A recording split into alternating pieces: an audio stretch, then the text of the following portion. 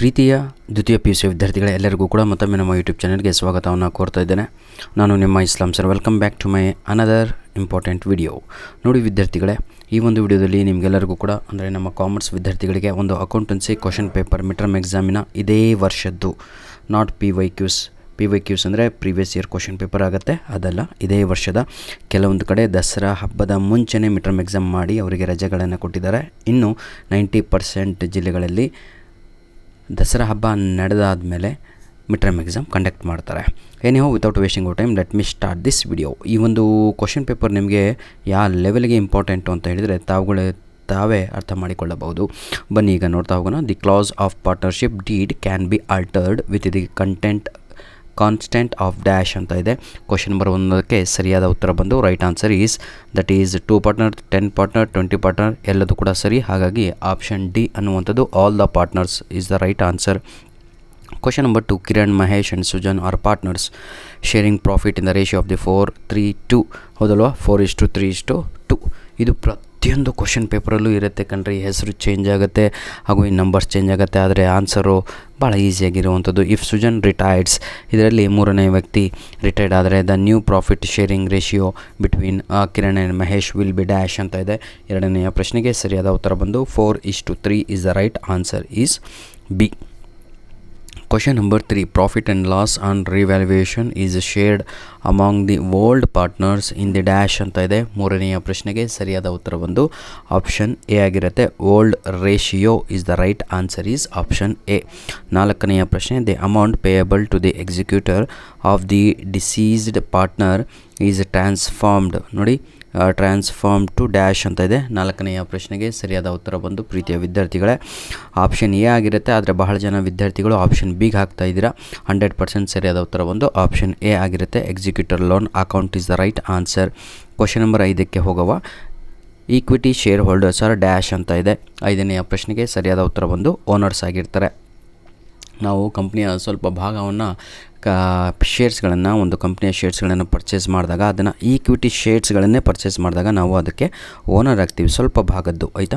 Answer the following questions by filling, ಅಂದರೆ ಎಲ್ಲ profit ಹಾಗೂ ಏನಂತೀರಂತ ಅವುಗಳು ಇದೆ ಡಿವಿಡೆಂಟ್ ಎಲ್ಲ ಬರುತ್ತಲ್ವ, ಅದು ನಮ್ಮ ಅಕೌಂಟಿಗೂ ಕೂಡ ಬರುತ್ತೆ.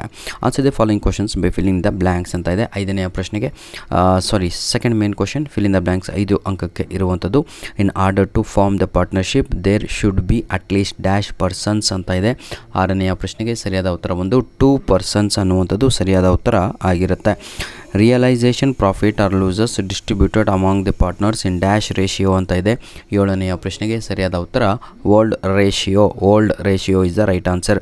ನೋಡಿ ವಿದ್ಯಾರ್ಥಿಗಳೇ, ಇದು ನಮ್ಮ ಮೇಲ್ ಐಡಿ ಆಗಿರುತ್ತೆ. ಈ ಒಂದು ಮೇಲ್ ಐಡಿಗೆ ತಮ್ಮ ಬಳಿ ಇರುವಂಥ ಮಿಡ್ ಟರ್ಮ್ ಎಕ್ಸಾಮ್ ಕ್ವಶನ್ ಪೇಪರ್ಸ್ಗಳನ್ನು ಈ ಒಂದು ಮೇಲ್ ಐಡಿಗೆ ಕಳುಹಿಸಿಕೊಡೋದನ್ನು ಮರೆಯಬೇಡಿ.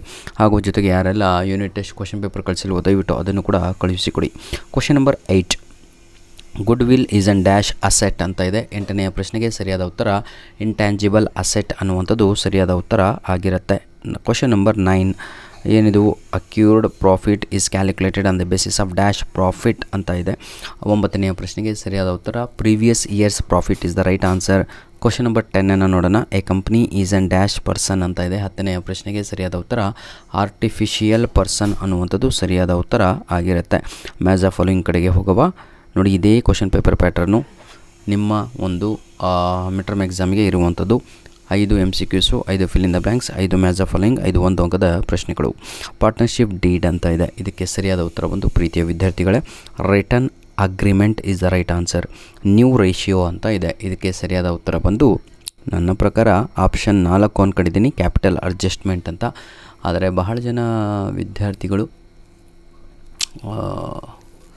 ಇದಕ್ಕೆ B2ಗೆ 2ನೇ ಅಂತ ಇದ್ದಾರೆ, ಸ್ವಲ್ಪ ನೋಡ್ಕೊಳ್ಳಿ ಆಯಿತಾ. ನನ್ನ ಪ್ರಕಾರ ಅದಕ್ಕೆ ಸರಿಯಾದ ಉತ್ತರ ಬಂದು ಪ್ರೀತಿಯ ವಿದ್ಯಾರ್ಥಿಗಳೇ ಆಪ್ಷನ್ 4 ಆಗಿರುತ್ತೆ. C, dissolution of partnership form. Question number C, ಇದಕ್ಕೆ ಸರಿಯಾದ ಉತ್ತರ ಆಪ್ಷನ್ 5 ಆಗಿರುತ್ತೆ. All the accounts payable are settled ಅಂತ. 4 ಸ್ಯಾಕ್ರಿಫೈಸ್ ರೇಷಿಯೋ ಅಂತ ಇದೆ ಅಲ್ವಾ, 4ನೇದು.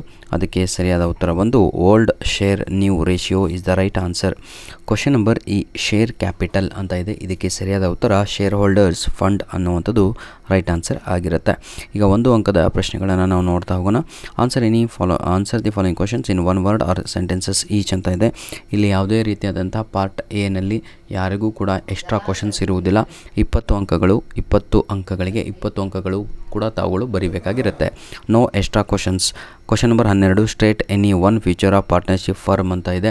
12ನೇ ಪ್ರಶ್ನೆಗೆ ಸರಿಯಾದ ಉತ್ತರ a partnership firm is based on a contractual agreement among partners ಅಂತಲೂ ಬರೀಬೋದು, ಅಥವಾ ಇದನ್ನು ನಾವು ರಿಟರ್ನ್ ಅಗ್ರಿಮೆಂಟ್ ಅಂತಲೂ ಕೂಡ ಕರೆಯುತ್ತೇವೆ. 13ನೆಯ ಪ್ರಶ್ನೆ state any one reason for admission of A new partner ಅಂತ ಇದೆ. ಏನಕ್ಕೆ ನ್ಯೂ ಪಾರ್ಟ್ನರನ್ನು ಮಾಡ್ಕೊತೀವಿ ಅಂತ ಹೇಳಿದರೆ ಟು ಇನ್ಕ್ರೀಸ್ ಅವರ್ ಕ್ಯಾಪಿಟಲ್, ಅಥವಾ ಏನಂತೀರ to bring in new expenditures, expertise skills ಆಗಿರ್ಬೋದು, ಅಥವಾ ಫಾರ್ ಅಡಿಷ್ನಲ್ ಕ್ಯಾಪಿಟಲ್ ಅಂತಲೂ ಕೂಡ ಬರೆಯಬಹುದಾಗಿದೆ. ಹೂ ಈಸ್ ಆ್ಯನ್ ಎಕ್ಸಿಕ್ಯೂಟರ್ ಅಂತ ಇದೆ. 14ನೆಯ ಪ್ರಶ್ನೆಗೆ ಭಾಳ easy. He is a person who carries out the will of a decreased person ಅನ್ನುವಂಥದ್ದು ಡಿಸೀಸ್ಡ್ ಪರ್ಸನ್ ಆಯಿತಾ, ಸರಿಯಾದ ಉತ್ತರ ಆಗುತ್ತೆ. 15ನೇದು increase in the value of asset is debited to revaluation, true or false ಅಂತ ಇದೆ. ಇದು ಟ್ರೂ, ಎಲ್ಲರಿಗೂ ಕೂಡ ಗೊತ್ತಿರುವಂಥದ್ದು. State any one type of share ಅಂತ ಇದೆ. ಏನಾದರೂ ಬರೀಬೋದು ಕಣ್ರಪ್ಪ, ಈಕ್ವಿಟಿ ಶೇರೇ ಬರೆದು ಹೋಗಿರಿ ಆಯಿತಾ. Answer any 3 of the following ಅಂತ ಇದೆ. ಈಗ ನಿಮಗೆ ಪಾರ್ಟ್ ನೋಡಿ, ಈ ಒಂದು ಭಾಗದಿಂದ ಪಾರ್ಟ್ ಎ ಸಂಪೂರ್ಣವಾಗಿ ಪ್ರೀತಿಯ ವಿದ್ಯಾರ್ಥಿಗಳೇ 20 ಮಾರ್ಕ್ಸಿಗೆ ಕಂಪ್ಲೀಟ್ ಆಯಿತು. ಇಲ್ಲಿಂದ ನಿಮಗೆ ಪಾರ್ಟ್ ಬಿ ಸ್ಟಾರ್ಟ್ ಆಗುತ್ತೆ. ಪಾರ್ಟ್ ಬಿನಲ್ಲಿ ಏನಾಗುತ್ತೆ ಅಂತ ಹೇಳಿದರೆ 3 marks questions, 2 marks questions, 3 marks questions start ಆಗ್ತಾ ಹೋಗುತ್ತೆ. ಭಾಳ ಈಸಿಯಾಗಿರುವಂತಹ ಒಂದು ಕ್ವಶನ್ ಪೇಪರ್ ಆಗಿದೆ ಇದು. ಧನ್ಯವಾದಗಳು. ಈ ಒಂದು ಪ್ರಶ್ನೆ ಪತ್ರಿಕೆಯನ್ನು ಕಳಿಸಿಕೊಟ್ಟಂಥ ನಮ್ಮ ಸುಜಿತ್ ಅವರಿಗೆ ಗಾಡ್ ಬ್ಲೆಸ್ ಯು. ಇದೇ ರೀತಿಯಾಗಿ ಮುಂದಿನ ದಿನಗಳಲ್ಲಿಯೂ ತಾವುಗಳು ನಮಗೆ ಪ್ರಶ್ನೆ ಪತ್ರಿಕೆಗಳನ್ನು ಕಳಿಸಿಕೊಡಬೇಕು ಅಂತ ನಿಮ್ಮಲ್ಲಿ ರಿಕ್ವೆಸ್ಟ್ನ ಮಾಡಿಕೊಳ್ಳುತ್ತಿದ್ದೇವೆ. ಧನ್ಯವಾದಗಳು. ಸದಾ ಸಂತೋಷವಾಗಿರ್ತಾ ದಯವಿಟ್ಟು ನಿಮ್ಮ ಕ್ವಶನ್ ಪೇಪರ್ಸ್ಗಳನ್ನು ಹರಿದು ಡಸ್ಟ್ಬಿನ್ನಿಗೆ ಹೋಗೋಕ್ಕಿಂತ ಇದನ್ನು ಯುಟಿಲೈಸ್ ಮಾಡಿಕೊಳ್ಳಲು ಸರಿಯಾದ ಪ್ಲಾಟ್ಫಾರ್ಮ್ ನಮ್ಮದೇ ಆಗಿರುತ್ತೆ ಸರ್ ಯೂಟ್ಯೂಬು. ದಯವಿಟ್ಟು ಯಾರಿಗೆಲ್ಲ ಇಂಗ್ಲೀಷಲ್ಲಿ ಫೇಲ್ ಆಗ್ತೀನಿ, ಹಾಗೂ ಯಾವೊಂದು ಚಾಪ್ಟರ್ ಗೊತ್ತಿಲ್ಲ, ಒಂದು ಪಾಠನೂ ಗೊತ್ತಿಲ್ಲ ಸರ್, ಒಂದು ಪೊಯಮ್ ಗೊತ್ತಿಲ್ಲ, ಬರೀಲಿಕ್ಕೆ ಬರ್ತಾಯಿಲ್ಲ, ಗ್ರಾಮರ್ ಅಂತೂ ಝೀರೋ ಅಂತಹ ವಿದ್ಯಾರ್ಥಿಗಳು ದಯವಿಟ್ಟು ನಮ್ಮ ಯೂಟ್ಯೂಬ್ ಚಾನಲನ್ನು ರೆಕಮೆಂಡ್ ಮಾಡಿ ಬೇರೆಯವ್ರಿಗೂ ಕೂಡ, ಹಾಗೂ ತಾವುಗಳು ಕೂಡ ಸಬ್ಸ್ಕ್ರೈಬ್ ಮಾಡಿಕೊಂಡು 100% ಡಿಸ್ಟಿಂಕ್ಷನ್ ಲೆವೆಲಲ್ಲೇ ಪಾಸ್ ಆಗ್ತೀರಾ ನೀವು ಇಂಗ್ಲೀಷ್ನಲ್ಲಿ.